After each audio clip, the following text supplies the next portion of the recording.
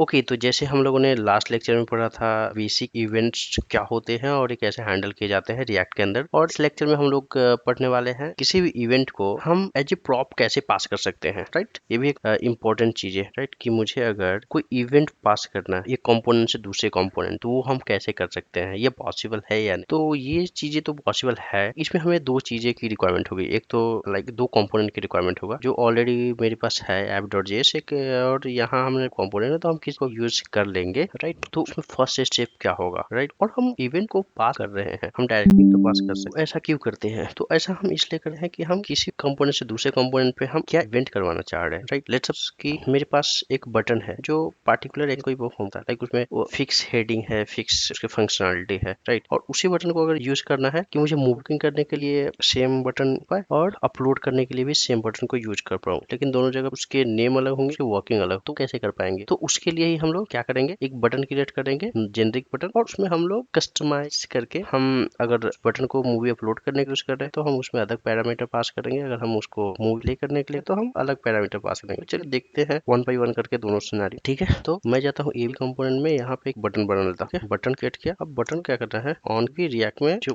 किसी भी इवेंट को हैंडल करने के क्या करते हैं, क्लिक इवेंट का। तो हम यहाँ पे क्या करते हैं, इवेंट पास करते हैं, हैंडल हम क्या इसको एज ए प्रॉप पास कर देंगे, ठीक है। हाँ, इसको एज हम क्या करने वाले हैं, हम प्रॉप मींस ये क्या, ये यहाँ पे आएगा, और जहां भी हम ए कंपोनेंट को यूज करें वहां पे मुझे अलग मैथ पास करना पड़ेगा। तो यहाँ मेरा काम गया, और हम एक क्या करें, और पैरामीटर पास करते हैं जिसे हैं चिल्ड्रन, और इसको हम क्या करेंगे, यहाँ बाइंड में लेबल सेंड करूंगा किसी भी कंपोनेंट से, और डायरेक्टली यहाँ पे इस कंपोनेंट का काम हो गया। अब हम चलते हैं ऐप के अंदर। ऐप के अंदर हमें करना है, हमें एबीसी कंपोनेंट, तो हमने एबीसी कंपोनेंट ऐप के अंदर, और यहाँ से हम यहाँ पे क्या पास कर रहे हैं, यहाँ पे ले मूवी। अब यहाँ पे एक इवेंट भी तो पास करना, हमने एक प्रॉप पास किया हैंडल के। तो अब क्या करने वाले हैं, अब यहाँ पे तो हमने एक प्रॉप पास करना है, तो हम प्रॉप किस इवेंट पे पास करेंगे, ऑन क्लिक, और यहाँ हमें इवेंट पास करना है, राइट। हम फटाक से ओके, यहाँ पे ऑलरेडी पहले वाले इवेंट्स पड़े, तो मैं इसी को यूज कर लेता हूँ, यहाँ यूज कर लिया, राइट। अब हमें क्या करना है, इसको हमने यूज किया, ठीक। अब इसे हम सेव करते हैं, देखते हैं ब्राउजर में क्या इफेक्ट आता है, ठीक। हमने प्ले